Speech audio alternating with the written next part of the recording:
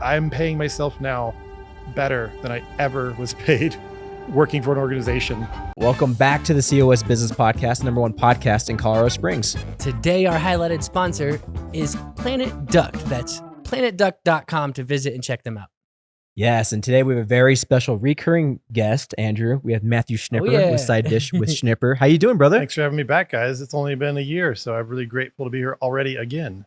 Already, yes. Did you say in that intro you're the #1 podcast in the Springs? We always mention that. That's kind of our little shtick. Congrats, guys. I mean, we're just nipping at your heels with our tapping tables. So we're excited. Actually, we're not yet. We're going to try to nip at your heels one day. But yeah, no, that's fantastic, guys. That's great, dude. I can't believe it's been about 10 months since we last had you on the show. A lot's changed, and I would say it was like 6 months into your business last time we caught up with you. Now it's about a year and a half into your business. Tell us what's been going on. Tell us what's been new. I know there's a lot more things that have kind of branched off of your business too that we'll get into as well. Another podcast perhaps. Yeah. But let's start with that. Yeah, no, it's and it's a loaded question. There's so much that has changed. Like you said, the first year I feel like was so much experimentation and learning forward and trying to figure out what was working, what had traction. And it was like, again, I wear these hats because it's my logo, but like it's wearing 7 hats at once, and not just the back end stuff like the accounting or the social media or the other jobs, but the content itself. What are people responding to? What data I can pull from the metrics. I don't go deep into those weeds. I feel like you can get lost with open rates and click stuff and whatever. And some weeks, something that you didn't think would perform well kills it. And then something else you really put a lot of heart into kind of just middling.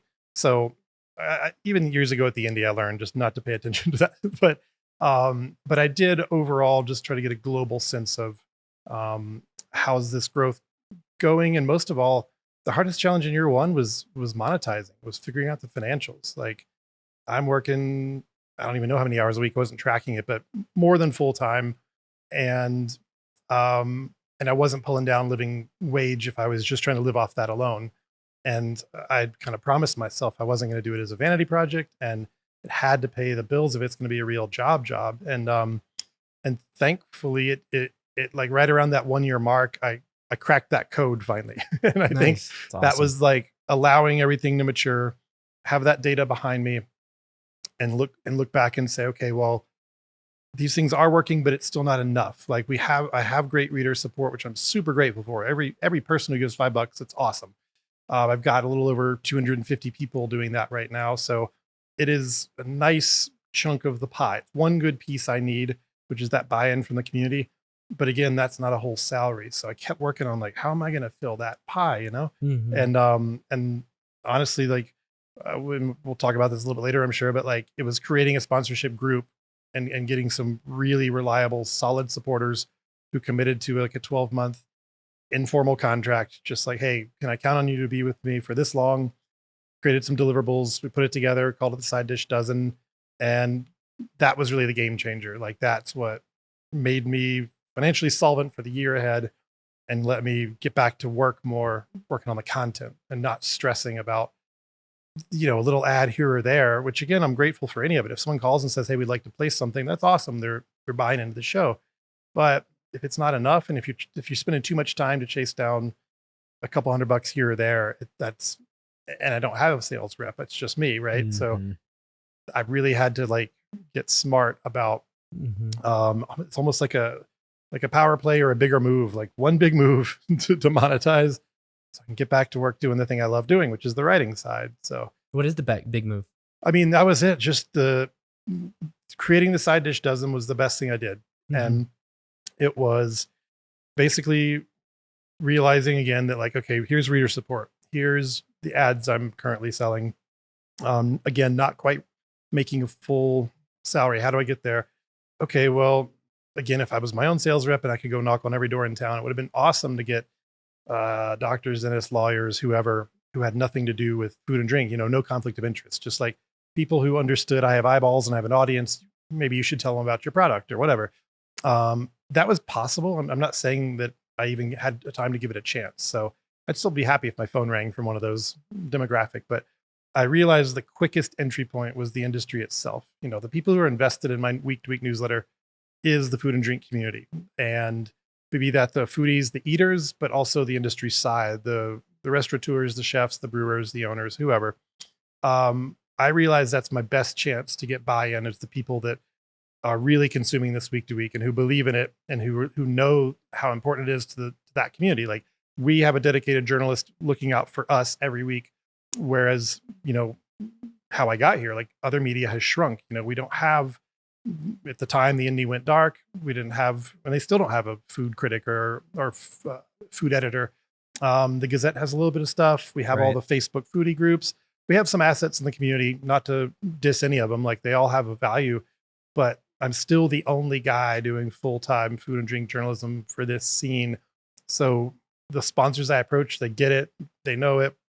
And the biggest hurdle was that conflict of interest piece, because I'm obsessed about that. Like back in the newspaper days, someone's your advertiser and you're supposed to write about them. Oh, like, what are you going to do? Like, if it sucks, you're not going to say that because you can't say that to an advertiser. It's like, it's a big problem. It's a big slippery slope. And I have to maintain the integrity and the honesty. So even with my sponsors, I can't just lie about something I'm not going to. Basically what I did is I just said, look, these 12, actually it's 13. It's a baker's dozen. It's a long story, but at the last minute, a couple came in same time. But anyway, I put them in a special category and I just was transparent with my readers and said, they're in a different place. They're underwriting this whole effort so that this exists for everybody. These core people believe in this mission enough to pay for journalism for everybody else. So I'm kind of putting them on that pedestal and thanking them. But that said, like my deliverables were very kind of neutral toned. It's your listings each week. Hey, what do you guys have going on? I have a dedicated section in my newsletter every week, kind of like 3/4 of the way down. And that's my side dish dozen listings. And it's like, that's their chunk of space to let us know about their brewery dinners or their movie nights, or it's yoga with goats at Goat Patch Brewing. I was just writing that listing before I came here. Nice, It's, Chef Brother Luck's next dinner. It's the latest special at Red Gravy. It's the drinks of the week, the seasonal lattes at Kangaroo Coffee, whatever. We're going to take a quick break and thank our sponsors. Storybook Destinations. Storybook Destinations makes planning your magical Disney vacation effortless.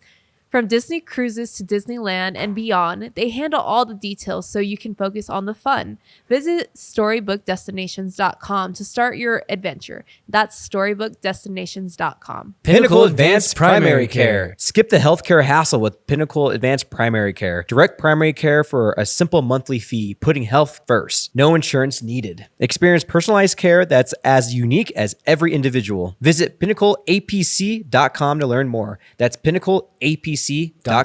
Franchise succeed. Grow any business with Franchise Succeed. From development to expansion, turning small businesses into national brands through franchising. Start scaling up with a free consultation at franchisesucceed.com today. That's franchisesucceed.com. Planet Duct. Breathe easier with Planet Duct, Colorado Springs' premier air duct cleaning service. Powerful vacuum trucks rid homes of allergens and dust. Clear the air by visiting planetduct.com. That's planetduct.com. Epic Eyewear. Elevate style with Epic Eyewear. Innovative designs meet unmatched quality, ensuring a great look and better vision. Discover your next pair of shades at epiceyewear.com. That's epiceyewear.com, spelled EPOCH, eyewear.com. And we're running a special discount right now, Andrew. It's COSBP 15 for 15% off your 15% off your freaking order at epiceyewear.com. We're wearing the sunglasses right now. If you're watching, listening on the audio, definitely check out the video so you can see and check out how epic they are. EPOCH. Eyewear.com. Eyewear.com. Awesome Home Services.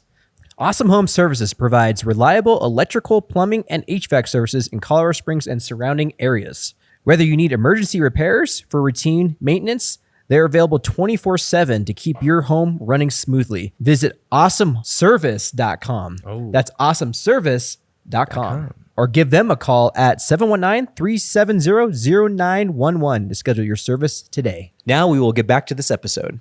I also created it where once a year, they're the featured business. So that's their month.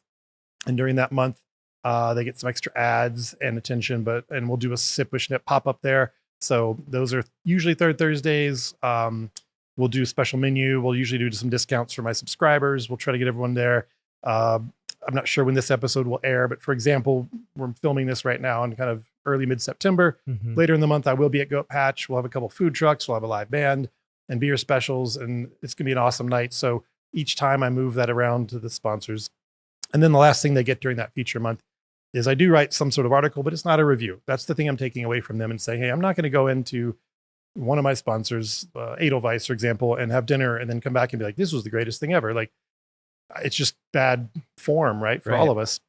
So instead, I wrote about their 60-year legacy, their history. Like, look how long they've been in the community. Look what they do. Look at this amazing pastry program.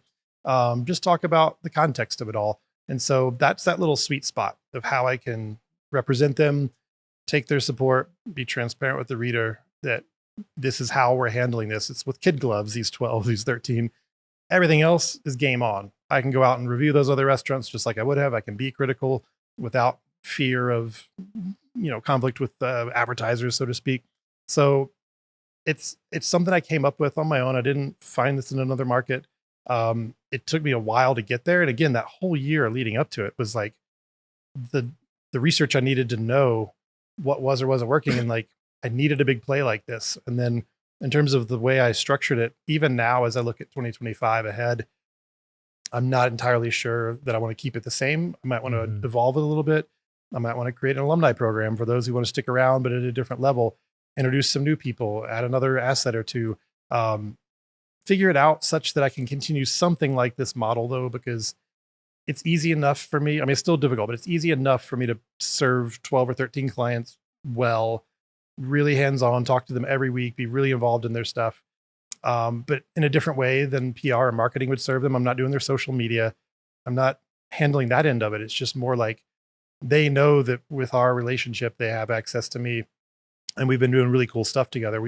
I've had them partner at Taste of Pikes Peak, for example, at our booth. We put red gravy, kangaroo, and a scent beverage together and made a dish with the three of us and put my banner in the front. And so we represented together. That's really cool. Yeah, it was awesome. And I connected like Kangaroo Coffee is now using French Kitchen pastries. So cool. Those two got together. And so like, we're seeing little ways we can help each other out. And what's cool is like, I don't want it to stop there. I want that to bleed out into the rest of the small business independent community. And I want to see all of them figure out ways to help out. And we've saw that during the pandemic a little bit. People stepped up. Those Facebook groups were great. The Culinary Colorado Springs, the COS Foodies, the 411, like cool things happen on those pages. People put out a call for help. They usually get it. And foodies will show up to support them. If they say, hey, we need some help, people will go out and eat there, that kind of thing. But anyway, like, I think we've been modeling that. Like, how do we work together, collaborate in interesting, cool ways that hopefully get people off the couch and out to do something more engaging. So it's not just an invite to like, come to dinner any Thursday night. It's just the same menu. It's like, no, we got some cool stuff for you going on. So that benefits your members too, right? So like you have your $5 subscribers, they actually get some level of like benefits for when you do those pop-up events, correct? Yeah, often, and I leave it up to the businesses to decide what they want to do each night. But some of them, like the Carter Payne, we're doing the free first pint for my paid subscribers. That's so you cool. just show up, get your beer.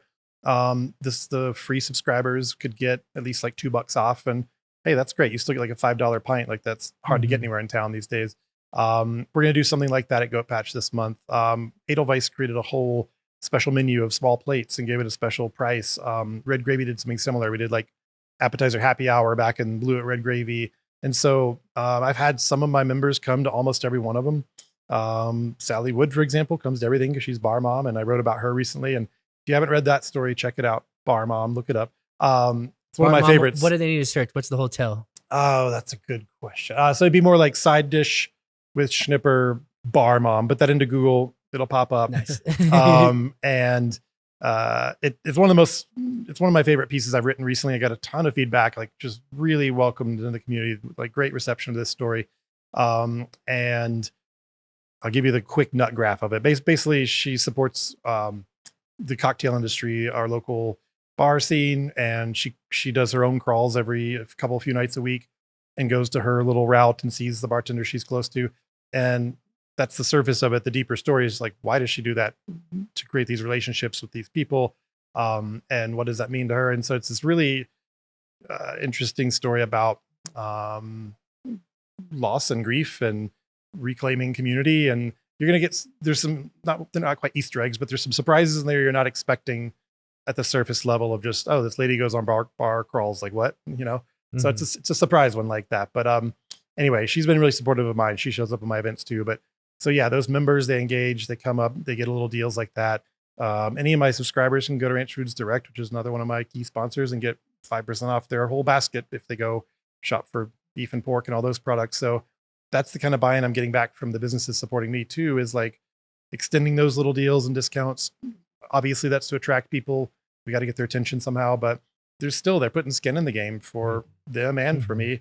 And I really appreciate that. Like I get it now. Like back at the Indie for so long, I just got to focus on editorial side. I didn't have to worry about sales. We had a department for that, and we had church and state. Yeah. And I intentionally stayed far away from it. But now if I'm wearing both hats, it's just me. I feel it differently, where I'm like, wow, this is vital. This supports me. This keeps us going. Got to take care of servicing these people. And I've never had to service clients before. And I find it like, you got to do it authentically and with integrity. And like, I want them to know how hard I work for them. I think they see that.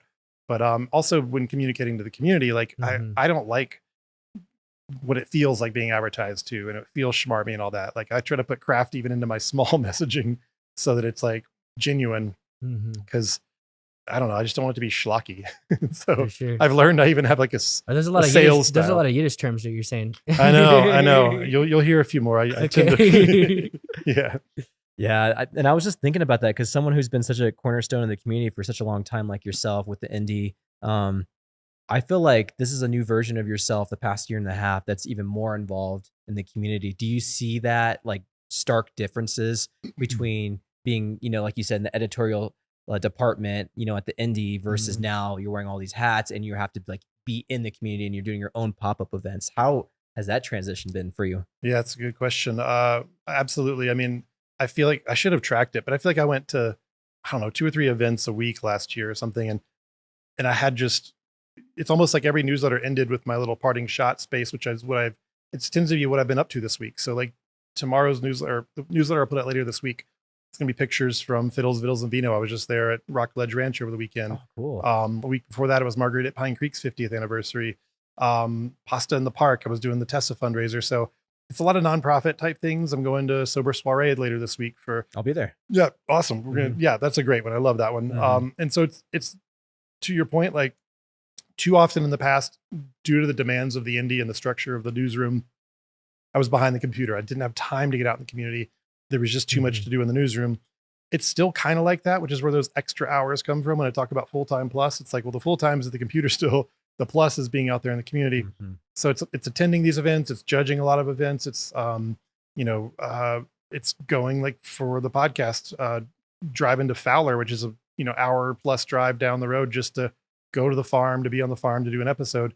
So, I've been putting a lot of time out there, and it is recognized to have people respond and say, man, I see you everywhere. I'm like, that's fantastic. Like best compliment I could get, because I am right now everywhere. Like it's a lot of work.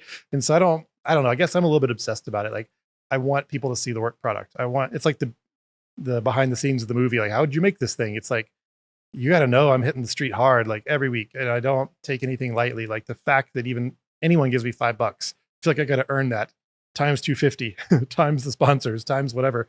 It's like, they're giving me money I need to perform. And I believe in the mission. Like we got to support these businesses and this community and this scene and bring the culture up. So it's slowly happening. When we talk about Colorado Springs getting a little bit better culturally, we get, Taste of Pikes Peak is the best it's been these last 2 years. It just gets better and better. So, and again, that's just putting it in a bottle with my beat with the food and drink. We could get other examples about things improving in town culturally, having the Switchback Stadium downtown, bringing that energy, like plenty of other examples. But just with the restaurant scene and bars and the culture I'm tracking, we are making progress. I was just writing about Denver just released their announcements about the Michelin Guide and the new 2024 winners. Colorado Springs didn't pay to be considered. It's a whole pay to play argument. So we're not in the running for that. So it's not a slight to us, but the cities in Colorado that did pay, Denver's earned a lot of awards, and they just got a new batch. But it made me think, like, how is the Springs going? What do we have that's been excellent this last year? If you had to pick our best 5 or 10 or whatever, who would we suggest to those critics if they came down to check out? So I don't know. I just like being a part of putting the energy into getting better and better. We all got to like hope for that next best thing, whatever it is, even if it is a taco, just the best taco, whatever. For sure. That reminds me when you said the Michelin award thing. There's a whole funny story about the Michelin awards that I didn't even know about until like this year. Michelin Tires is who funded that. Mhm. They wanted to have restaurants that would make people drive farther so that people would wear out their tires so that people would buy more tires. It's a whole funny Really? marketing thing, actually. But then it got serious, and then they actually got good at like trying to find, they got authentic about it, I think. Maybe, I don't know. But Yeah, I mean, now Yeah. it's like the prized, respected thing. You still have the Exactly, yeah. James Beard Awards and you have the other things, but I mean, the Michelin thing is what has become that thing that too many chefs have chased and lost themselves in and Mhm. ruined their bodies, their work-life balance. Like they become obsessed with fame and all that. And that's where like, you know, tracking with what Brother Luck does, like getting away from that and talking about the opposite, like check those egos and, you know, focus on giving back to the community and things like that. Like you got to be authentic in that way. And it's great to have the Michelin stuff. It does guide us to some awesome flavors and some of the best things. They're often super expensive, so it's Yeah. not available to everyone. But like I'm guilty. I'm going to take a trip later this year abroad. I need to get overseas, and we're heading to Portugal for just a couple of weeks. I'm going to try to do a little bit of remote work. I'm taking that laptop. I think there's too much to do. I can't take 2 full weeks off, but Right. but while we're there, I know there's a bunch of Michelin restaurants in and around Lisbon, and Mm. I'll probably make an effort to go to 1 or 2 just for that world experience and just to get a sense of it. And do that like field reporting. Like I'll write about it and be like, yeah, I was there. Here's what I did, and here's how it informs my knowledge now about what I'm applying to our scene. But I don't want to take anything away from it. It's definitely the high end, and anyone who earns that's doing awesome. I just want people to make sure, the chefs and all those people, like you do the best you can, but stop chasing these awards that are really hard to get. Mhm. And if you're in the Springs, bad news, they're not coming down here anyway, so you don't have a shot. The backstory on that, and I haven't heard this year's numbers, but last year when they came down, it was like they were asking the cities to pony up like $100,000 for like, Wow. I think it was a 3-year commitment, and that was per year. 7,200 or 7? Somewhere between 70,000 and 100,000 for a 3-year contract, which I think was multiple 6 figures over the long run. But essentially it paid for the critics to be housed and fed and all the things, and then I'm sure money to pay for the larger overhead of the organization and so forth. I don't know the full breakdown, but we said no. The Springs entities, the Visit COS, and I think I can't remember who else was involved. I'd have to look back at my own article or refresh my memory, but they didn't see it was the value that we should be putting out that money for. Mhm. And it was, and I wrote about that. There was, you know, some chefs were really pissed, like, hey, what the hell? You didn't give us a chance. Others were like, I support that. That's a lot of money. And if we're really honest, who are we going to get? Like Denver didn't even get a star last year. They got a lot of sub awards like the Bib Gourmand and the recommended, but I'm sorry. No, they got a handful of stars. They added 1 star this year.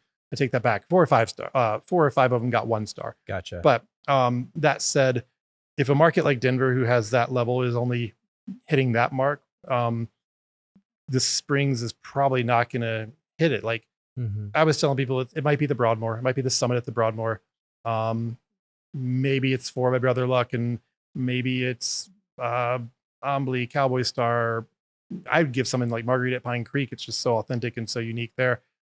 But I think it may have been, they would have hit those Bib Gourmand and recommended levels, right? It'd been really hard to pull a star out of here. And so again, you're like, it's a pay to play. Like, do we really want to put up all that money just to find out? So I don't know. I gotcha. could see both sides. I'm not going to take a hard position either way. But anyway, chasing awards Yeah. is a slippery slope. Mhm. Just open and do good stuff every day. Like whatever you're Yeah. doing, put out the great food and be you, right? Like it's not always about chasing Michelin. I have this little side question for you. I guess it's just depends on preference, but like when you're writing, we had a writer on here, Eric Fox, like 2 weeks ago, and he was mentioning that, you know, like how you get into your deep flow when you write. Mm. And for him, like he has to be out somewhere like a coffee shop and then having whatever, it might be an espresso, and then he's dialed in and but he has to have that environment in order to like write, and then he can write 10,000 words. Man, like I wish I that. could steal that thunder from him. Yeah. I struggle. After 20 years of doing this, I don't think I have cracked my own code of like most efficient, or I'm just super hard on myself. But like, Yeah. I have trouble out and about because it's distracting, and I don't work as fast on a laptop than I do on a desktop. Me too. There's just something about it. And also just literally like I'm going to be doing this for hours, I got to take care of my body. Like the posture of a laptop is not so good. Yeah. So I do a standing desk at home. I try to make sure I'm like ergonomic and, got Mhm. my little gummy little rests on my wrists, and I take eye breaks, and I've got the basics down of trying to keeping my body up for the task. But I mean, yeah, last week I did like a 9-hour writing day at home, taking little breaks for meals or whatever. But like generally I'll do these marathon sessions, and I tend to do it at home just because I can block out all those distractions. Actually, that's not true. At home, there's even more distractions. I got to go do this and do that. Like I can turn the Mhm. laundry over, like, Right. but those are those little eye breaks and like little screen Yeah. breaks. So I work it all out. But like for me, it's finding the zone. And when you find it, try not to get out of it. So, Yeah. and I can't predict when I'm going to get it. So I don't like Mhm. I guess if he goes out and he has that coffee and he's in the atmosphere and he knows how to trigger it, that's awesome. But like sometimes I'll try to set myself up for the perfect writing session. And I'm like, all right, calendar's kind of clear today. I don't have any appointments. I didn't sign up for anything. I'm ignoring my email. Got everything ready. And I'm just sluggish or lethargic. And I'm like, I'm not in the zone yet. Like I can't. So I will go do something else by way of procrastination until I Mhm. can get there. And sometimes I don't get there till like late in the day, and I'm kicking myself like, man, like some people are just now leaving work and their whole work day is behind them, and I'm just getting started. And if I somehow find the zone around 4:30, 5:30, 6:30, I will work until midnight on that day and choose Yeah. to have a reverse work day and just do a night session versus a day session, and just go with my work week, whatever's happening, the sources and the stories that week. And then, I mean, really what it gets down to also is like the personal life, right? Like there are days lately I've woken up and just been exhausted. I got a full 8 hours of sleep and I'm still tired and I don't know why.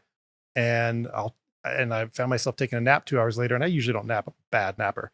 But I'm like, that's a day where I'm like, my body's tired, like my brain needs to rest. I better listen to that, or else I'm gonna push myself too hard. And that's when you get sick, right? You get that little Mhm. cold or whatever. You don't listen to your body, your immune system crashes or whatever. So it sucks when you try to set up a writing day and your body doesn't cooperate or something else goes haywire, and you end up like squandering it, and then you lose a day in the flow. And then my newsletter's coming out. It's Friday this week, not Thursday, and I don't have a hard date. It's usually Thursday or Friday, but like at least I gave myself that flex. But that's the frustrating part is like Mhm. 20 years later, still not knowing how exactly to inspire the zone, how to always hang on in it, and then like efficiency with time. Like the longer I've done this and the older I get, the more I want to slow down. I don't feel like jamming out too fast. And when I say slow down too, it's like slowing down with the sources, with the content, and like telling that better story and like diving in as opposed to just that really quick surface rush job and that deadline oriented like it's surfaceness. You're not going to get that Mhm. really heartfelt thing out of it. And I know it sounds cheesy, but even in a small brief, sometimes you can get something really poignant out of it, if you can hit that level. So I don't know. In a perfect world, Yeah. I would slow down even more.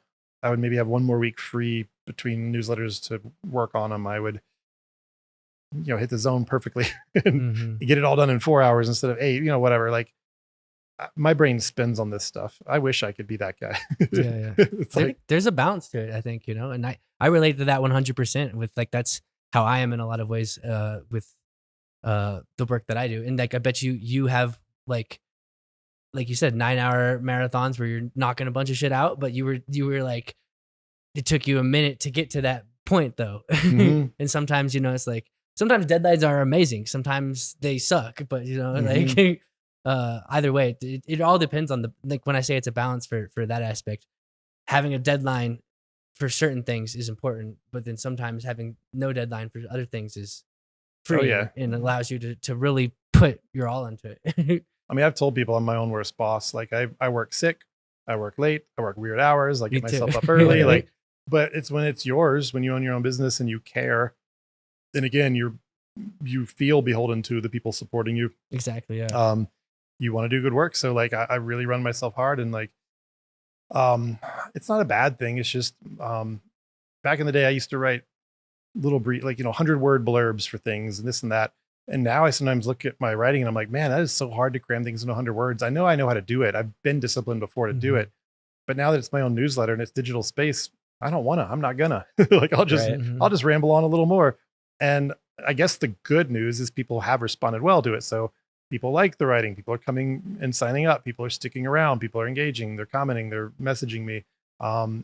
Story a few weeks ago about the downtown businesses struggling with the homelessness situation and the impact they're having with a number of things. That's been the story for years now. Right. And it's just hit a fever pitch. But after that published, not only was there a lot of great traction online with that and the metrics were good, but I kept getting DMs from people telling me something that they didn't want to necessarily go public with, but they just wanted to share it with somebody. And I just kept hearing story after story. And so I knew it was going to resonate.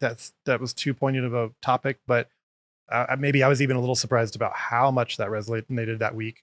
And I opened up the latest issue of the rebooted indie, and that same story is now in there. Oh, wow. I saw the Gazette today was just doing the story about the Royal Tavern closing. Well, I had that one last week too. So I usually like to stay ahead of the other media if I can. That's my pride point. Like, aha, I had that last week or whatever. You're the true beat. Yeah. But like, I'm not trying to do it in too schmarmy of a way. It's like back in the day, it was the Indie versus Gazette. And we used to be a little bit like, silly about that. But now I'm like, look, I'm glad everyone's doing their thing. I'm just going to do my best to be the first. And so that I create that value, and hopefully people will be like, oh yeah, we're going to follow him. Like, he knows what's up. We're going to get it from him first, hopefully. But first is not always most important. I just want it to be better and thorough and accurate and heartfelt too. So if I need to take that extra time and I get to it later, it's totally fine. There's more than, like being the first. You have multiple clients, actually, if you think about it. You got multiple, I think you have 3 types of clients, actually. You have, your, the dozen, and also maybe any other kind of advertising or sponsorship. And then you have the actual readers, the paid readers, and then you have the free readers, like the ones who like, all of them are important for each level, I think, Yeah. And then like I add a fourth one on there, which is like the story subject. So like we were saying before the break, we talked about, if you're doing an episode and someone takes their time to come down here, like, you're going to set up and do this great job and try to make a beautiful episode for them. You want to do it right and make sure we honored their time, right? It's the same. Like, if I take the time to talk to a restaurant, brewery, coffee shop, whoever, and they give me their content, their story, I feel like there's that slight contract there of like, hey, do good with this. I took my time out to give you this. I trusted you with it. In this case, I did trust you with it first. I have people who will call me and say, hey, we're about to do this thing. We're about to announce that we want it to be in Side Dish first. And then we'll talk about the timing, and then we'll say, okay, cool. Well, why don't you drop that teaser on Tuesday in your Facebook and this and that, and then I'll come out on Thursday and you can take that link and do that. And it's really nice to work with them in a way that I didn't used to do at the newspaper. Like, again, I was sort of detached from that side of even the marketing side. I could just work on the content and let someone else do that. Now, strategically, it benefits me to be involved at that level. And I just did that yesterday. Like, I teased the COS Foodies page, and one of my clients, Odyssey Gastropub, they're about to open their Nacho Matrix, that little second thing. That's the same folks? Yeah, next to Goat Patch. And by the time this airs, it might be open. So go check it out. This will air on September 19th, I think, if I didn't. Oh, yeah. That's going to be very close timing. I think they're going to soft right around 17th. So I'm saying that because we're not sure. Yeah. Regional building will occasionally do things to you. Yeah. But it's cool, though, because I'm working with them this week. I just went over there yesterday. I've got a copy of the menu. I put it on the COS Foodies page. I said, hey, this week's newsletter, I will have the soft opening date for you. Stay tuned. And if you aren't signed up, come sign up for free. And within like 2 hours, I got like 20 new free subscribers from that call out. And so I'm also in charge of my own audience growth building. That's my other hat I wear. And I'm learning that, like, if I don't take that time out to do the direct ask through a strategic post, it doesn't happen. They're reading it. They're just not subscribing. So I've noticed on my back end, I'll have 1,000 more views than subscribers on almost every newsletter. And that means they're getting it through Facebook, they're getting it through Instagram or wherever. Yeah. They're coming in, but they're not clicking that little blue button for me that's like subscribe to get it in your inbox. And so I've got to remind them and ask them directly. Yeah. And the good news is, once they do, they stick around. Like, I have very few people cancel or drop it. So that's very similar to YouTube, actually. YouTube, a lot of the percentages, and you hear other people saying like 80% of my viewers don't subscribe. And so I'm going to use this time to say right now, subscribe to this if you're not subscribed right now and you're watching this. Subscribe to all the things happening at this table. Like, between the three of us, what else are we doing that people could subscribe to? I'm gonna loan my episode to your stuff too. We got Edgar over here, EV Films. He's a pretty cool guy. EV Films. Go look at that. What do you got right now? I'm recently started 4D chest 3D printing. It's a 3D printing company. Awesome. I got a million things. COS Business Podcast, Red Mojo.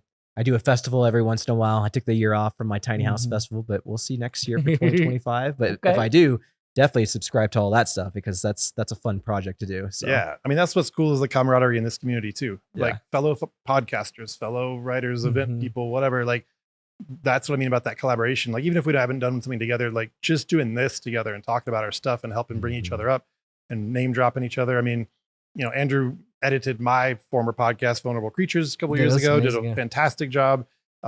We still share that around because the story has aged beautifully in the sense that it is very relevant and always will be relevant. And so you got an Alfred plea recently. Yeah, exactly. I was just saying, like, the Biden's son Hunter took an Alfred plea. Most people don't know what that is. We talk about it in our episode because our character also did that. Our subject person did that, and everyone's like, "What is that?"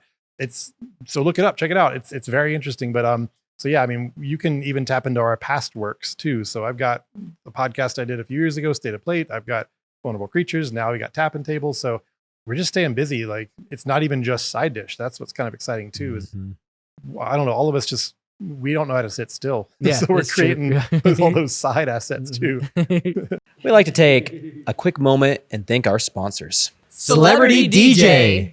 Celebrity DJ, where you get your events your way. Weddings, corporate events, and more. Let Celebrity DJ be your director of fun. Winner of WeddingWire.com's Couple Choice Award year after year with over 100 5-star reviews. Let Celebrity DJ bring your vision for your special event to life. Online at celebrity-dj.com. That's celebrity-dj.com. Home Day. Enhance your company's benefit package with Home Day. Home Day offers innovative real estate solutions that make home ownership simpler and more accessible for your employees. Discover how Home Day can add value to your benefits program at gethomeday.com. Neon Pig Creative. Bring brands to life with Neon Pig Creative. Dazzling designs and strategic marketing make businesses stand out. Spark creativity at neonpigcreative.com. That's neonpigcreative.com. Exponential Impact. Fuel startup success with Exponential Impact. Mentorship, resources, and support available to amplify impact. Join a community of change makers at exponentialimpact.com. That's exponentialimpact.com. Fast Signs. Fast Signs can help you with all your signage and visual marketing needs. Whether you're starting a new business or just need a signage refresh, let Fast Signs help you. Make your statement. That's fastsigns.com. Cars Helping Charities. Cars Helping Charities is a turnkey fundraising solution for nonprofits. Cars Helping Charities allows your nonprofit to accept vehicle donations, which are sold, and then the funds go to the organization. CHC is partnering with my nonprofit of choice, Mattersville, to help them raise funds through vehicle donations. Please consider donating your car to support Mattersville. CHC will pick up any car, an old clunker you have sitting in your driveway, or a car you just don't feel like selling anymore. Make sure to visit carshelpingcharities.org. That's carshelpingcharities.org. Dream Accounting Solutions. Dream Accounting Solutions provides expert outsource accounting and CFO services to include bookkeeping, payroll, and financial consulting to help you take control of your business finances. Whether you're a small business or an entrepreneur, their tailored services keep your finances in check. Visit dreamaccountingsolutions.com to schedule your consultation and simplify your financial future. Now let's get back to the show. You just mentioned Tap and Table. So that was another project that I think has spurred since we last had you on. I know there is so one side thing that you do is you like to rock climb. You go to City Rock. I see it on your water bottle. We all used to be downtown a lot. So we'd park in the same area, same free parking area. And we'd see you because you'd be going rock climbing or whatever. But then you talked to I think it was me and Edgar actually, but you talked to Andrew first. Is that what you were doing? You were going rock climbing? Usually when I bump into you down there. It's something like that. But you're talking about Tap and Table and starting that podcast, and that's launched in the past years. We'll also talk a little bit more about that because that's a really cool project. Yeah, I mean, I appreciate your guys' early input because we were asking you little things like, hey, what lavalier mics are you using or what mixers, whatever. So my co-host Ryan Hannigan, he and I worked together at the Indie for many years. He's on the design side. He was a graphic designer, but he's a multi-threat. He ran Focus on the Beer for a long time. It's still active. He's got it kind of on hiatus right now, but the assets all still exist. You can find Focus on the Beer online, but so he's been a big servant of our brewing community. But again, he does all of our tech. He handles the photography side, the editing side, the post-production, all that. I handle more of the front-end guest wrangling and episode gathering and a little selling into it when I have time. Try to write our episode questions when I can take on that. But yeah, we appreciated what you guys had to offer us, and like that camaraderie again of like, you weren't like, oh the crap, we have competition, there's a new podcast starting. It's no, like, how can we help these guys out? Like, we like each other. And we've absolutely been learning our way forward. We have slowly upgraded equipment ever since that first episode. Mm-hmm. Every Same. time we've had equipment failure during an episode, Ryan's been brilliant and figured out like how to, you know, we were joking, like, you know, the mic cable failed and the mixer didn't grab it, so we had to pull audio off one of the cameras, and he made it happen. Like, he pulled it out of his hat. Every now and then the final product, we were like, oh man, I hear it, like, we wish that was just a little more slick. But then we made improvements the very next episode, and we fixed that problem, and we fixed the next problem. And so we're getting there, and we're kind of like, I'm not even that embarrassed to just have it as a work product shown to the audience. It's like, hey, you're growing with us. If you're joining us for these, you're going to also see us get better and better and improve. And like, sometimes we just did an episode, we went down to this farm, and he was doing a lot of handheld. We got some lava mics. We did more of a tour and like a documentary style thing, which is the first episode. We've done that and got out from behind the tables and the microphones. I mean, we've had great guests. We've had awesome people come on, some top people in the industry. We had the mayor. You guys had the mayor. So we've both got Mayor Yemi. We've had chefs at the Broadmoor. This was a local grower. They grow Colorado Scotch bonnets, which was really unique agriculture product. So we wanted to go focus on that. We've had brewers. We're definitely going to do a coffee episode soon. We'll make sure we get the baristas and all those folks in there, and the roasters. But kind of like what you guys are doing, we love supporting those businesses that are our subjects. We love telling their stories. And then to try to change it up, we gave ourselves a really tricky challenge, and Ryan was kicking me for it, but he appreciates it too. We actually dispatch and try to do all of our episodes in the field and set up at their spaces, which is why we have such more of a technical challenge. And I appreciate what you guys do when you set up in a more of a fixed studio, because it takes a lot of the challenges off the plate when you can be in that same space. And we've talked about it, but I just keep thinking like, man, look at the awesome content we've gotten though, when we went to the brewery and we were sitting there set up in the brew house, or in the kitchen, or in the dining room as the service staff was setting up behind us. Like, I just love the authenticity of that. And like we were mentioning, like the little things, like the little sounds that happen in the background. I mean, during the Broadmoor episode, some guy came out to like dump ice bucket into the wait station or whatever, and it was just so loud. And like the audio, I love that kind of, I'm weird. I like that kind of stuff. I was like, and we were all like looking, like someone was saying something really poignant. We didn't want to cut away from her, but all of a sudden it was just this like, and you're like, oh no. You can even double down on that. You can turn the cameras to them if you really wanted to. That's a good point. Like there's, and like, this is the great aspect about like doing a podcast, is those nuances actually add to the flavor in a lot of ways, I think. Yeah. We had Yemi on, I think, and we had someone in the background banging a bunch of dishes over there. Yeah. Actually. Here's my favorite so far. While we were at this farm in Fowler, this Colorado Scotch bonnets, it's called Leaning Tree micro farm. We went into their little house on the property after we did the tour of the pepper growing area. And they had just adopted a bunch of kittens, or the cat had a bunch of kittens, whichever it was. There's like 4 kittens running around, which I love cats. It was fine with me. But one of them was so rambunctious and personable, but they both kept walking through the shot. You'll get these little tails come through the shot. It was awesome. And then at one point, one kept getting up on our subject, and it chewed through the lav mic, and we didn't even know it. Like, it completely severed the cord. And so Ryan later was like, she stood up after we cut, and she's like, oh my gosh, I'm so sorry. Like, this is like broken in 2. So once again, thank goodness we had that backup mic and some other mics, and he was able to pull audio off the others. But it's that great example of like, you couldn't have planned for that. There just happened to be a kitten running around. And to me, it adds so much more texture and something funny. And like, while you're having this conversation, if someone's watching the YouTube version, they watch that cat tail go by. Exactly. And if they're listening on Apple or Spotify, then maybe they won't catch that. But I like having the different assets. Like, watching it gives you a little more texture for sure. Yeah. So to add to that too, is like, we do film in the same location. There's like 3 layers to that actually. When we had our own space, it was even better, because we actually have to come here and bring all of our equipment and set it up and tear it down and take it back home. So just like us, each single time, but it is the same space. So that's like a little bit better level. But we still are constantly figuring new things out, even in the same space. Wow, that's interesting. There's still things that we can always improve. Like, and I've said this on multiple episodes.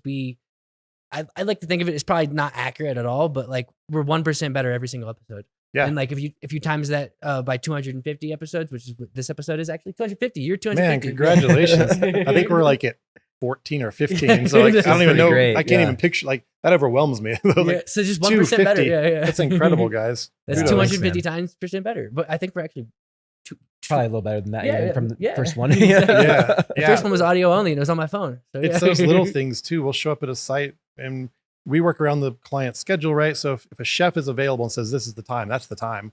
And if this is the banquet room, which has been open to us, there's where we shoot. And you get there and suddenly you're like, where's the lighting? Where's this? Where's that? Where are the plugs? We've had some beautiful backdrops we would have loved to have shot at, but the sun was behind it and we were all, the foreground was too dark. And we're like, even with a little fill light, it's not working. So we would set up across from it. And the whole time I'm thinking, man, that's so beautiful. Like, the listeners don't even know what they're missing right now, but it's all right. Like, and even it if you were able to capture it, it would be hard. You'd have to have a very special camera to and add your own artistic expression on top of it to make it look good. Ryan's starting to shoot more little B-roll shots that he can edit in of little tours through the spaces. So we can at least put that up. So if someone's watching the YouTube while we're talking, they'll get that little cutaway to that. And so that's a lot nice. of work too. On top of it, you're doing the actual episode. You're filming it and you're also putting it out there. You're writing the descriptions. You're making sure you're tagging the right people. You're doing all these extra things on top of it. So it's like also doing B-roll on top of that is just there's been a couple times where I filmed B-roll like with for like sponsors or something. I went down to Planet Duck and filmed, which is our highlighted sponsor for today. and I filmed some footage, but I didn't use it because it's just I was already doing so much work for the episode. Right. It was like to add that on top of it was just like I'm overwhelming myself. We've done that too, where we like, it's just time. It's just time to put it out. Yeah. We don't have to do that right now. I totally get it. Like we try to I do sponsor ads for each of my Side Dish Dozen members. They can get one tap and table ad as part of the deliverables I gave them. And so we too will go out and shoot some B-roll in their space usually and gather images from them, and he'll build a slideshow. And then one of us will do the ad read. And that's unusual. Like I've never done ad reads before. Like, it's not my jam. It's not my forte. He has a much better voice for it, I think. But there's a finesse for it. Yeah, it really I'm trying to get better, but it's trying to undo long-held practices of that conflict of interest stuff I was talking about. Like, I'm not the ad guy. I'm not the one who wants to hype something. I want to be authentic. So it's a little bit harder for me to find that extra pitch and tone and get really big-eyed and be like, hey, whatever. And so there's a cadence for it too. And like, it's easy to have these small little like spaces where if you're like putting them in there, it doesn't flow right on like in person. It feels right. Like when you're talking to someone, but on camera, like in the after product, it doesn't. It's like there's a cadence to it. It's what we learned working on our podcast episode that you did for me. I mean, how many times did we did a whole recut of an episode because I was just flat. I had to put some life into it. And so I had to like step back into like 20 years ago. I mean, I did like an acting class and some stage stuff, and I've done these things, but I didn't specialize in them. I stopped doing them. I used to play music. I used to shoot photography. I haven't upgraded my photography equipment in so many years that like I'm out of the game. Like, my stuff's obsolete. Ryan's been trying to teach me our fancy new stuff on our new cameras, and I'm like, this is smarter than me. So like, these settings are so far beyond where I left off when I used to shoot manual. So it's just like, I had to specialize. I had to get down to the written word. I was like, all right, this is what I can focus on. And so I'm in that little box. But like, I appreciate having a partner on my show who handles all the things I'm weak at. Like, that's what's great, I'm sure, about your thing too. Like, you partner with someone who has what you don't have, and together you make a great team. So that's sort of what Tap and Table is too. We absolutely complement each other's strengths, weaknesses. And then, also on the guest side, like asking those good questions, probing for good content, and then also pre-identifying, like, I know some of these people are going to be awesome. I've talked to them enough over the years. We just shot an episode with Chef Victor Matthews from Paragon Culinary School and Black Bear Distillery, and he's a character. He's hilarious. I mean, I've been with him. I've judged their student finals many years, and we would be there for a whole day because the students go breakfast, lunch, and dinner.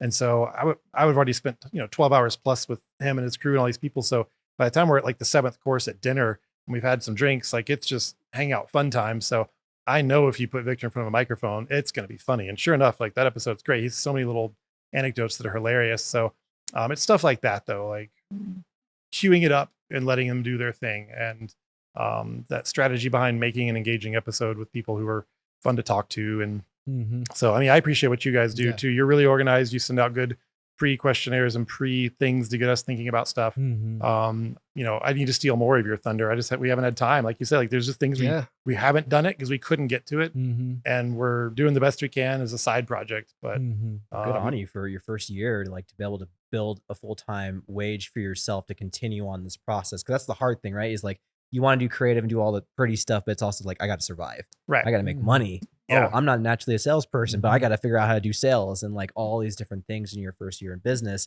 You're learning all those even last time you were here. So it's just, it's really cool to see, everything that's going on in your progression through this business, man. I got to give you a lot of kudos. Well, thank you. Yeah. Tap and Table is sort of like, it isn't the monetized side. It's just something we enjoy doing together. Yeah. And if it comes down to doing it practically break even, it's fine. Right now, we just want to do it. And if it serves at least putting a calling card out for the other products, great. Like it will draw people back to the side dish or whatever.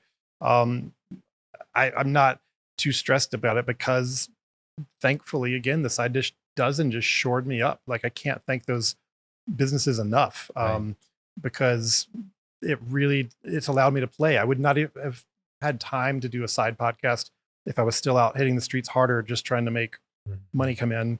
And yeah, I mean, I have to stop sometimes and think about it. I don't want to be I tend to have more humility and just want to deflect and be like, yeah, whatever, thanks, whatever. But I've been cautioned or encouraged to sometimes stop and soak it in, not only just and have the gratitude piece, but also like the self-acknowledgement piece. Be like, hey, if you had success, like go ahead and you're allowed to celebrate it. You're allowed to promote that. And so, yeah, I mean, I'm astounded at where I am today in year 1.5 versus most businesses in their early years, most startup things, whatever. And where I was when I first saw you guys a year ago on the show. Right. And that time since it's just been a rocket ship, and there's still endless runway ahead of it. It's only limited by how many hours I have in the day. Like I really do feel that. Like I could there's no ceiling to how much it could monetize, but I'm happy where I'm at. So I just stopped there. I'm like, the dozen right now shores me up. I'm good. This is a good number for me to work with. I don't need to spend more time out selling right now. It's going to shortchange the product. And now that I'm feeling good about this number, let's make sure and honor the product and make sure it's a really robust product. So that's still where I'm spending the lion's share of my time. And all that is just like my internal thoughts and how I've navigated evolving the business to this point. And I've had inquiries already about people who want to be in the Side Dish Dozen next year. And I'm like, cool, well, I need to meet with you. We need to go over the numbers and the deliverables and all the things. And actually, I'm not quite yet ready for that meeting. I'm going to wait till we're close to the end of the year. And this batch of year one class is about to graduate. And I'll know more even then. And then I'll be able to figure out where I'm at. I'll be able to do that listening session with them. What had value? What do you want more of? What do you want less of? Readapt the package and improve it. So I love having that kind of conversation with potential clients too. Like, I don't know how other businesses do it. I know there's some hard sellers out there who believe you have to leave the meeting with some handshake or something. And I've never been like that. So I've responded well. And I think people I've talked to have responded well to just like super transparent, like, oh, I don't know. I'll let you know when I know. And they're like, oh, that's refreshing. But it doesn't look haphazard or unprofessional. I think it's just honest. It's like, it almost builds up more want almost. Yeah. It's like, I will do an honest assessment and do an autopsy of my product. And then I'll let you know, and I'll give you a real quote and a real sincere thing at a value I believe in. It's not overcharged. It's not big funny money numbers. It's like, this is what I offer. This is what I have. And for years, journalists, we've always undervalued our work. We've always artists. Yeah. We've all been paid less than we knew we were worth, but the industry itself just didn't pay more. There was no entry into that. Like there was no bar for that. And so, I mean, the cool thing I can tell you is like, I'm paying myself now better than I ever was paid working for an organization. And it's like, oh, this is awesome. And some people are like, man, don't you wish you did it earlier? Or like, why didn't you? And I'm like, I don't actually. Like, all that was necessary to get me where I am today, to be ready. Like, all that set the stage, and the timing was right, and it happened organically. And I fully believe that. Like, I'm not kicking myself about overstaying my time at a newspaper or something. It's like, no, like that was all formative. Like 3 years I spent as head editor was very formative for things I learned that I'm applying as my own boss now. And so I don't regret any of it. Like, it all happened at the right time, but it is cool to be like in year 1.5 of business and being like, wow, great. paycheck is better than it ever was there. Awesome.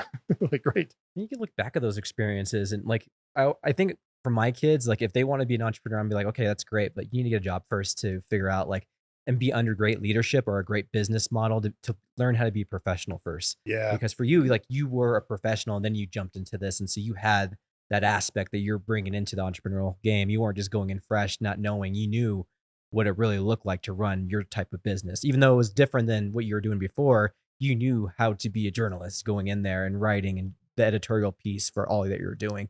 It just Yeah. served you so much more when you jumped in there to serve your people, right? Yeah, it's not a diss at all on the indie either. I don't mean to sound like, oh, they paid me like crap and I'm paying myself great. It's like, no, it did everything it could do at its model and scale. Yeah. And as a small underdog newspaper in a town of our size and with the advertisers we had. And so, no, I'm grateful to our editors and publishers over the years and everyone I worked with, like, great organization for many of those years.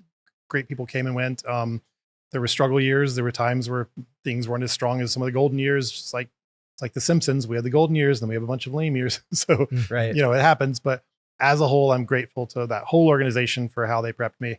And yeah, absolutely. Like having that structure and shape that I could bring to my own enterprise.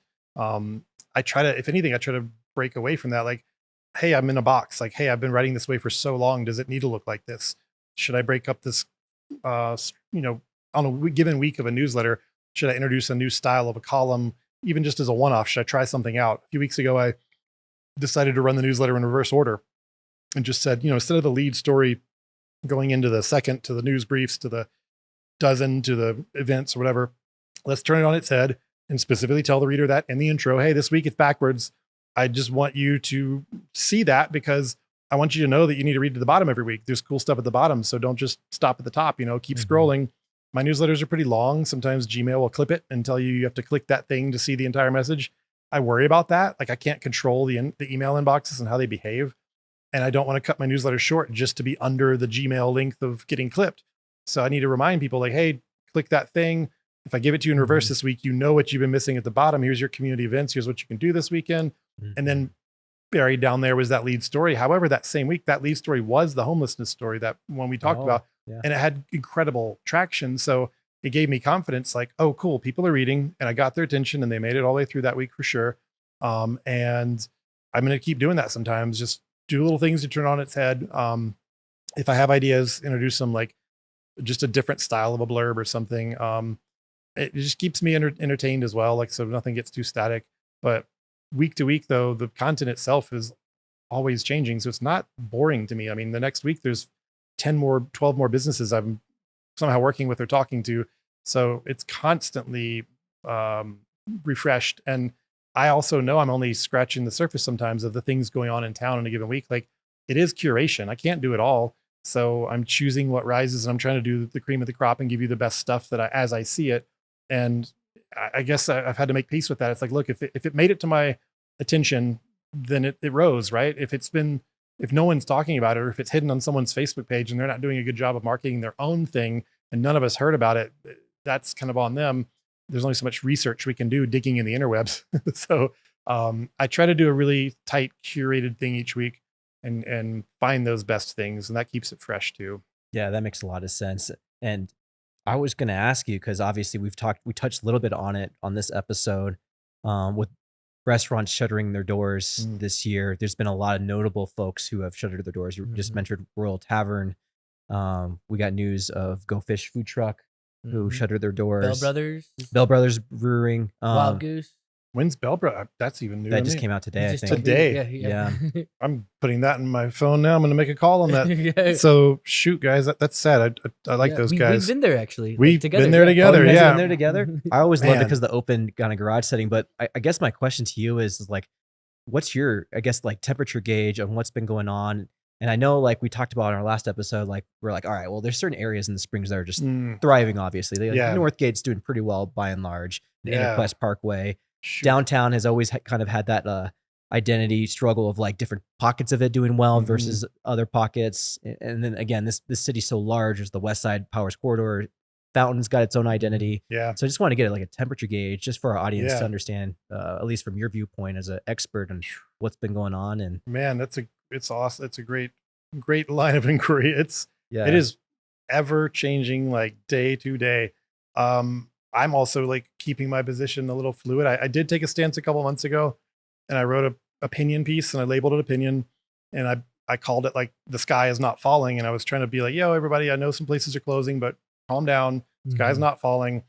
This is natural selection at work. Some of these places needed to go. Like they aren't the strongest. They aren't running the business the right way. They might be in the wrong location. A list of factors go into it. It's not just one thing, but not everyone is cut out to be a successful entrepreneur or a business person. Not trying to be mean. We have to be honest. Like that's just that, right? Like that's why there's all those food competition shows, and someone doesn't win. It's like you're going to be top chef. You have to earn your way up there. But a lot of businesses have struggled. I think some of them have been good that went out, and you're like, darn, that's a good one. Like how, why, what failed, what didn't work, right? Some I didn't have a high esteem for, and I was like, yeah, maybe saw that one coming or whatever. Anyway, at that time I said, look, the sky's not falling. This is going to keep happening. We'll see some closures, but don't worry about it. Like it's just, we're a big city now, and this is going to happen. Since that article, there's still been consistent closures. And I'm like, oh crap, am I going to have to revise my statement and be like, maybe actually the sky is falling, but no, like I still stand by it. Just Look, the ceiling. yeah, the ceiling's falling. As many as I've reported on that are closing, there are just as many still opening. Yeah, so true there's still that, there's still growth. And I think like the, again, like some of the ones that went out, it I don't know how to say, like it was their time or something, but like, it's part of life. there those same weeks though, I talked to business owners who were kicking ass, whose numbers were up year over year. And so there are the outliers who are doing fine. And I don't know if I don't even know if they're outliers. Maybe the majority are doing fine, and the ones we're hearing about are the ones closing. But let's just say everyone's still struggling. It's a hard post-pandemic economy. Inflation. Colorado was the largest restaurant inflation in the nation. The Colorado Restaurant Association talked about that. Wow. So we had some unique challenges here, but I wrote about Bella's Bagels last week. They're expanding. They're going to knock down a wall and take over all of the storefront, and they have a line out the door every morning. They have to cater to the demand. People, the only bad reviews they're getting is people are mad about the line. It's like, that's a good problem to have. You have a line, like that's amazing. So they're listening and they're growing. So Bella's Bagels stands counter to the narrative of that struggle, right?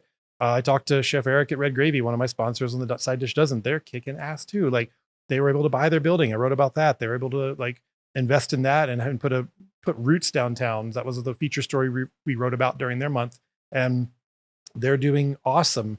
And you're like, okay, well, it's the Tejon block. Like, how's everyone else doing? Pikes Peak closed right across the street, right? And they had their own reasons. The owners were getting closer to retirement and stuff, but it's also a coffee shop, not an American Italian dining. So there's differences, but same thing. It's like, if you look at it in that little block, a lot of changes happen. Marco's has turned into that Gaia Masala burger place, right? Like it's always happening. Like this is normal in the restaurant industry for things to fold. And we could all look at business statistics about how long your average startup lasts and how many don't make it and how many businesses don't make it past 1 year, 2 years, 3 years, 5 years. Like all those still apply to this industry, but I can probably find you success stories for every closure story. I think it's balancing out. I think it's a challenging environment. Sky's not falling. We will see more closures. And, you know, it sucks. Like, it sucks hearing about Bell Brothers. Like, I really like those guys. I think they were doing a great job. Maybe I don't even know the full story. Maybe they're actually just going to still sell their beer. They just close in the front. Like, well, that's my job to find out. I'm going to make a call to Cody and find out. But yeah, I mean, I'm with you. Like, until I know, I'm like, well, maybe they'll just change locations, or maybe they'll go back to some version of homebrewing, but the Bell Brothers logo will live on. Like, I don't know. Maybe it's just that rent on that particular block is that unattainable right now for the traffic they're getting. So, or maybe it's their time. Maybe it's their time. We'll see. I mean, they put a lot of heart into that place. So for sure. Yeah. And I liked what a lot of people weren't doing were those beer cocktails. I thought they had a pretty cool thing going with, they had like a board up with putting different shots into their beers to create unique drinks. Like back at the time, it was like the Lee Gin Fuego or lavender gin and one of the beers, or anyway, they were creative, they were fun, and it was a different product. And maybe it was aspects of their business model. I know going there, they didn't really have a great food selection, and that might be an important aspect for storefront brewery. The countertop cooking only goes so far. If someone wants dinner, they're going to go They might go next door to Oscar Blues and have a full dinner and access to 50 taps of other Yeah, beers, exactly, right? yeah. So yeah, it's hard. it's a really tough marketplace. Like it's always going to be survival of the fittest in that regard, and it's always going to be dog eat dog. But yeah, it's to me, it's what keeps this exciting. Like my beat is awesome. It's so vibrant and alive. It's so day to day changing. Everyone eats, so I'm really confident of the what I offer to potential readers and people who I want to subscribe. It's like I have stuff for you. I know I have stuff for you. Like I know you want to know where that next restaurant to eat as. You want to know about that new spot, or you want to know why the place closed just because you're curious. And if I don't track that down and we're left to the interwebs, sometimes people just speculate on Facebook. Oh, well, what about this? What about that? And you're like, this isn't real reporting. Like let's take a journalistic approach and make the call, do the thing, and find out.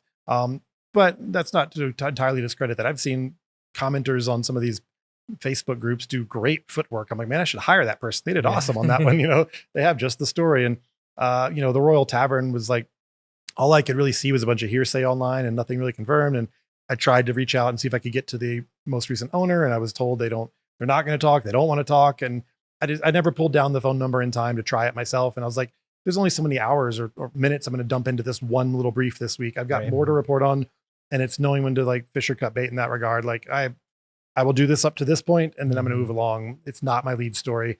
And it's closed. You can't go there anymore. So what's the utilitarian value of me spending a lot of time on that versus the one that just opened that I can tell you about that has a chance now, right? So like often I'll give a little more weight to new, open, continue in business versus closed. Closed are usually just announcements. And if you find out the why, you tell the why. And if there's a deeper context that's worth studying, let's find out too. Again, is there a study about that area of town or that particular commodity right now? And it'd be like, the brewing segment is struggling against all the sober movement, like because a lot of people are just not drinking as much anymore. Good for their livers, good for health, good for a lot of things, bad for the business, right? But I put things all in moderation. Like I'm still going to go out for that beer and cocktail sometimes and support those businesses, but I'm not a heavy drinker. I love the sober movement. I think it's awesome. Like that gratitude bar that opened in OCC, like good on you. Like the kava bars, the coffee shops, all the alternatives for everyone who doesn't want to drink. Fantastic. Like we need that offering in the marketplace. But there was an article I just cited in last week's newsletter too. Like liquor stores are down and struggling. All the liquor sales across the board, beer, wine, spirits, down. And a lot of the reasons are when the grocery stores started selling it, that obviously hurt the small. We all knew that was coming. That was a dumb law to have passed, but they don't even still fully sell the way that like in Missouri, like where I'm from, like they have Walmart has a whole section full of bottles, like actual full liquor. The grocery stores don't even go to that extent yet. Like you only get wine at the grocery store. Yeah, really. Wine or beer. I mean, there'll be I don't know how it'll expand here. It's weird. When I was in Alabama where I grew up, that you only have the ABC stores to go get that stuff. And on the spirit side, but the wine and beer you can get at the market. It's weird, but like the fact is, if you want to go after a really fine whiskey or something hard to find, you're going to go to Cheers or Coltrane or Weber or, Downtown Fine Wine and Spirits or one of these other places because that they curate that kind of stuff. And it is that local independent touch that's doing finer stuff and, better craft beers and all that. Yeah. So, I mean, I think they'll still be okay for a while. It will be, again, like some cannibalism in the marketplace. So a few of the small liquor stores that aren't that boutique are going to close. They don't have that boutique product to draw people in. So, well, so there's a Hy-Vee. It's a grocery store in the Midwest. And they actually, it's interesting because on the side of them, they have, it's a liquor store essentially. Like they actually call it Harry's Liquor, I think for Harry Truman or something like, I don't know. But it's like the one at the, like at Trader Joe's next door, you go to the little liquor side. Right? It's built into it. It's built into it though. So it's like you could walk straight into the grocery store through that, but they do kind of make it its own store and it's almost like it's its own liquor store. And yes, liquor stores will suffer for that, but does that impact sales for the actual like products though? I think not. It's probably about the same. I have to refer to that article and comb it again, but I want to say in general, like all the sales were down too. And it was just that particular demographic or market segment was taking a hit this year. Whereas like something else was up, like supplements or green tea or matcha. You know what I'm saying? Like, that category took a dive or whatever. Well, I do know I did some research. NA beers are up. Sales. Yeah, for sure. Like and non-alcoholic stuff. And that's the thing. Like maybe our local breweries will also need to adapt and start making a few NA So I mean, a lot of people will do seltzers, but they're going to need to invest in either the stripping equipment where you can do like the Yeah, you have to pull it out. the post production Mhm. thing to drop it and pull it out, or you can do the straight up like brewed from the beginning in a Mhm. beer, or like Fieldhouse or I'm sorry, FH Beer Works now. Like they do the gluten-free beers, which starts with a whole different grain bill so that it can be gluten-free. But you can also strip that out to Mhm. a certain parts per million for people who have X amount of gluten intolerance or sensitivity. So there's some bigger market beers that have hit that category. But I guess the point is just that our local breweries may have to evolve their Yes. selections Mhm. to cater to those same demographics. But meanwhile, you can go to any one of them, and down below, you're probably going to have an option of a few NA beers they have in cans or bottles, Yeah. which helps them still take care of the tap room and anyone who's there and make sure they can cater to any guest to make them comfortable. But wouldn't it be more special if you were drinking their Blood Orange IPA NA beer or whatever? Yeah, yeah. It would be cool. So we'll see. I mean, maybe those are things we'll see evolve in our local space too. Yeah. Well, that's great because I've been sober for almost a year now, and I've been seeing the emergence of like NA products in those traditional bars or like cocktail places. You mentioned Sober Soiree. I'm going to be there, and I Mhm. think a lot of vendors are going to be there who are going to be offering non-alcoholic mocktails, which is kind of cool, right? Oh, the 'Cause mocktail thing's been really fun to track. Yeah. it's been awesome, and I was a big cocktail guy, so Yeah. like that was my thing. So I was like, this is great. Almost tastes the same, and a lot of different things I used to like. So it's really cool. That event last year, I mean, like it really showed how creative mocktails can get. And like I even like Wobbly Olive came and did like a gin and tonic that tasted almost like it was so close. They did such a great job like steeping the ingredients and getting Yeah. that flavor. And like there's these like interesting tea cocktails you can do, and like it showed the capacity to make it really creative. And the market really hasn't caught up to that yet. Most restaurants you go out to, the mocktail menus are kind of boring. They're like Mhm. it's like that Mhm. elevated Shirley Temple. You did like The basics. yeah, it's kind of, or they'll buy the non-alcoholic spirit, the seed lip or whatever, Yeah. and still make an old fashioned, but it does not taste Not right. And right, you're like, yeah. I don't like that very much. But one of the best mocktail menus, and it might still be on this current season's menu. It may have changed over to fall soon, but like District 11, another one of my Side Dish Dozen members, when Andrew Alverson was doing their menu creation of that particular one, like I'm pretty sure he bit off that whole mocktail section. He had 4 drinks on there that were outstanding. Like Oh, that's awesome. nights even where I was going to have a spirited cocktail, I would still start with one of those and end with one of those just because I wanted to like kind of DJ it. And I didn't want that much alcohol, but I wanted the experience of being social and stuff. But his were outstanding, like so good, such good ingredients. So Wow. I would almost challenge all the bars and stuff, like step up your mocktail game and advertise it. Like let people know you care enough to curate some nice things and create some nice things that are better than just, I put all the fruit juices together and you're like, that's boring. I don't want that. Like Mhm. it doesn't excite me at all. It's a $15 fruit juice. Yeah, exactly. Yeah. And they still charge 14, 15 Same bucks. price. You're right. Exactly. That's a sad story. It's like, if you were giving it to me for $6, fine, whatever. Mhm. But you're not. Yeah. No, they're not cutting it on the cost still, or the price of it rather. But Yeah. this has been an awesome episode again. I feel like we can always talk for hours and hours. We could do this every year. We'll just update the latest restaurant closures and openings Yeah, and all there you that. go. Gosh. Maybe next year the business for me will still be like growing or whatever, and for you guys you'll be on episode 300 and something. Something around 300. Yeah. If everything goes well, yeah, for sure. That's killer. Yeah, I'm just really grateful for the invite back already. It's fun to do this. I really enjoy your guys' product and what you do for the business community. So it's an honor to be on your show. And like, yeah, I couldn't be more happy about being invited back. Oh, well, we appreciate it, Matthew. That's your camera right there. Cool. Give them the deets. The deets would be follow me at Side Dish with Schniper. You can put that into Google. Just do Side Dish Schniper. It will come up. There's a Facebook page, Side Dish Schniper. There's an Instagram, Side Dish Schniper. I don't know. I have LinkedIn, but I don't do much on there. We have the Tappin' Table YouTube page would be the best to follow or subscribe to. That helps our audience growth and all that stuff. But if you sign up for free for the newsletter, I'll send it to your inbox every Thursday or Friday. Mhm. I'm happy for free subscribers. If you want to kick me $5 a month, great. But I'm at that place now where I am grateful for just free subscribers. Just join my community and be there and engage with us. That's all I'm asking. I'm happy to have that given to you for free. So yeah, Side Dish Schnipper, just put it in Mhm. Google. I'm a paid subscriber too. Love this guy. Paid subscriber. Yeah, absolutely. And there's your logo right there. I know he's drinking the water right there, but he's got the Yeah. best logo of all time. I try to look like myself. I have to wear the hat everywhere. He's When I the- don't wear it, people like will walk right by me and then like they're like, oh, it's you. Where's the hat? Like I wore to Fiddles and Vittles and Vino. I wore like this more like sombrero like hat for the sun. We were out on this ranch, right?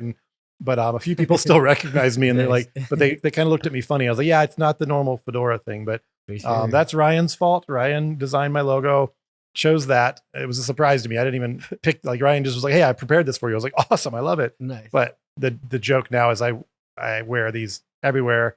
Lauren bought me a box off Amazon for like $20 of like nice 15 different colors now. I've got pink, I got purple, I got green. I can match any outfit. Yeah. So, which by the way, I would love to have Lauren back on. That would be great. She actually has I love her opinion on social media, and she has a book all about it, and she actually thinks it's better for the newer generation. She's got a lot. she always has things in the boiler, so you should definitely catch up with her too. She's have some topics, and she's engaged in the community in a different way that's really deep, and like knows the right people and knows what's going on, and is very community facing, and is again someone who's fighting the good fight of like making this a better place. But it's funny, I don't know about you guys, but like there's so many things I've heard as a journalist over the years that I never reported on because it was on off record, right? And like she's one of those type people. Our conversations that are off record, God, the world would be fascinated by those because there's so much we haven't brought up that you honor someone's word if they say, hey, this is just for your ears. Okay, great. But for sure, I know more than I'm able to tell sometimes. But it does help inform it. There's a value to off record. It helps inform me so I can ask that better question, or I can at least work around it to get what I can on record. For sure, yeah. Anyway, I'm deviating now. I'm just extending the episode. Let's get out of here. Oh no, I have one more lightning question. Okay. Lightning question. Teach me a new Yiddish word that I don't know. Oh gosh. I know schlepper. Yeah, you know schlep. Oh man, I want to like one we learned as kids was like nudnik, and it means like a pest or annoying. So if some little kid's buzzing around you, and you're like, nudnik or whatever. Nice, I love it. It's just so Edgar Nudnik. Okay, Edgar's yeah. And I'm there's a bunch. I'm not the best to ask because I'm not very practicing. I'm not like a for sure, active. So I grew up culturally, but we should go get Bella's at Bagels sometime, and we'll go over the other words I know. Nice. All right. Did I say Bagels at Bella's or Bella's at Bagels? I don't know what I just said. I don't know. I meant to say Bagels at Bella's. If I said it wrong, that's what I meant to say. Just edit that one. See, here we are at the finish line. I'm just stumbling over my words. I kept it together up until right there. That's why we bring you back every year, man. Thank you again for so much for coming on. Like we said again, we love the support and what you do for the community. You have a whole different beat that no one is covering in our community. So kudos to you and all that you're doing. It's just an awesome thing to watch you do your thing, and just it's been great. But this has been the COS Business Podcast, and we'll see you guys on the next one. Dude, awesome. That was great. Thanks, guys. What fun. Our Ken did it. Sometime, I don't know how it would look, but we should get